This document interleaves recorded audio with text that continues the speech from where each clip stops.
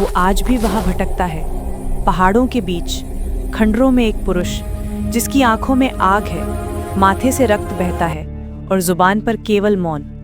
एक कथा है, एक दंत कथा जो पीढ़ियों से सुनाई जाती है। कहा जाता है जब भगवान कृष्ण ने अश्वत्थामा को श्राप दिया था, आज तक किसी ने नहीं किया, तुमने अपनी शक्तियों का सदा ही दुरुपयोग किया है। उसके वर्षों बाद वो मिला राजा पृथ्वीराज चौहान से। राजा एक युद्ध से लौटते हुए जंगलों से गुजर रहे थे। तभी घनी झाड़ियों से एक घायल पुरुष बाहर आया। उसके माथे से रक्त बह रहा था, घाव चमक रहा था। उसने सहायता मांगी। राजा पृथ्वीराज चौहान जाने जाते थे अपनी चिकित्सा विद्या के लिए। उन्हें जंगल की जड़ी बूटियां, औषधियां और उपचार की विधियां आती थीं। पर जैसे ही उन्होंने उस अजनबी से बात की, उन्हें कुछ अजीब महसूस हुआ। वो पुरुष राजा से भी ज्यादा जानता था, बहुत ज्यादा। फिर भी उसका घाव कभी नहीं भरा था। तभी राजा समझ गए, ये कोई साधारण व्यक्ति नहीं था। मंगीत। वर्ष बीते। दूर हिमालय की शांति में एक सन्यासी ने दावा किया कि उसने उसे देखा। एक लंबा पुरुष जिसके माथे पर गहरा घाव था, जो चुपचाप बैठा था पहाड़ों के बीच, मंत्रों का जाप करता हुआ। सन्यासी ने धीरे से पूछा, क्या आप अश्वत्थामा हैं? पर वो पुरुष कुछ नहीं बोला, बस खड़ा हुआ और धीरे धीरे चला गया। अब हम आपको वापस ले चलते हैं जहां से ये सब शुरू हुआ था, उस क्षण पर जब भाग्य ने एक योद्धा के साथ जन्म लिया था। आसमान गरज रहा था, धरती जैसे सांस रोक चुकी थी। उसी पल एक बच्चा इस धरती पर आया, माथे पर चमकता हुआ रत्न जैसे खुद भगवान ने छूकर भेजा हो। उसका नाम था अश्वत्थामा। मंगीत। वो किसी आम घर में नहीं, महान गुरु द्रोणाचार्य और उनकी पत्नी कृपि के आंगन में जन्मा था। जन्म से ही अलग, महान भी और अभागा भी। बचपन में सब कुछ था, माँ बाप का प्यार, दुलार और ढेर सारी खुशियां।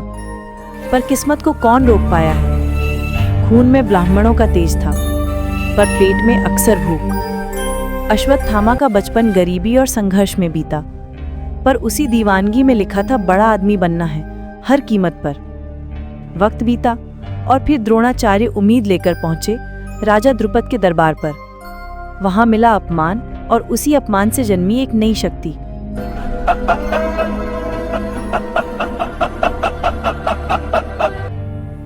द्रोण अब पहुंचे हस्तिनापुर, मांगने नहीं, विद्या देने।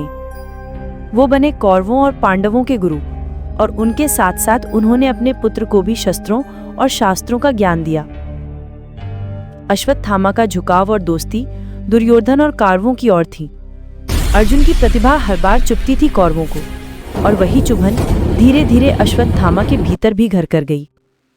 समय निकलता गया और गुरु द्रोण ने सबको ज्ञान दिया, पर बेटे को अलग से छुपकर ज्यादा दिया, क्योंकि वो चाहते थे अश्वत्थामा सबसे बड़ा योद्धा बने।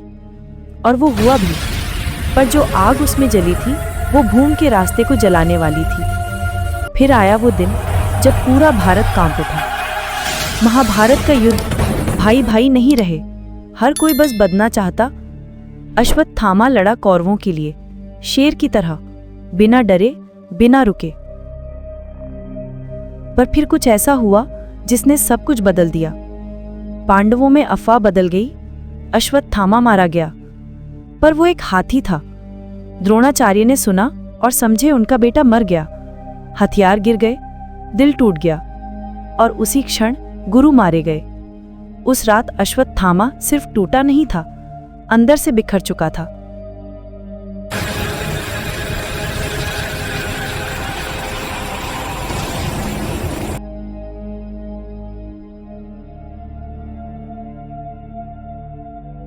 पिता की मृत्यु का दुख अब सिर्फ एक आग था, विनाश की आग।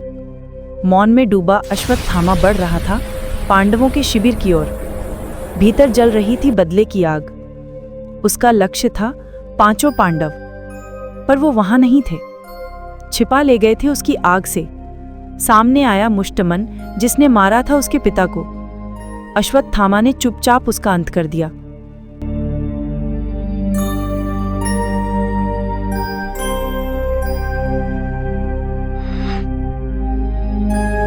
फिर सामने आया शिखंडी, जिसकी वजह से भीष्म गिरे थे।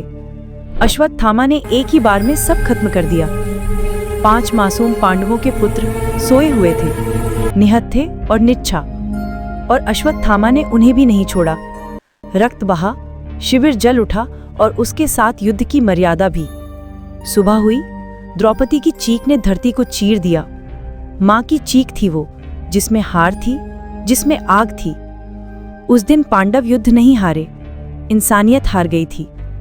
पर कहानी यहीं खत्म नहीं होती। अश्वत्थामा शिवजी के चरणों में गिर पड़ा। उसके पिता ने उसे ब्रह्मास्त्र चलाने की विद्या सिखाई थी, लेकिन उसमें वो शक्ति नहीं थी। उसने भगवान शिव से शक्ति मांगी और शिव ने उसकी प्रार्थना सुन ली। उसने धनुष उठाया और छोड़ा ब्रह्मास्त्र। आसमान मानो फट ही गया हो, धरती कांप उठी। ब्रह्मास्त्र पांडवों की ओर बढ़ा। अर्जुन ने भी अपना ब्रह्मास्त्र छोड़ा।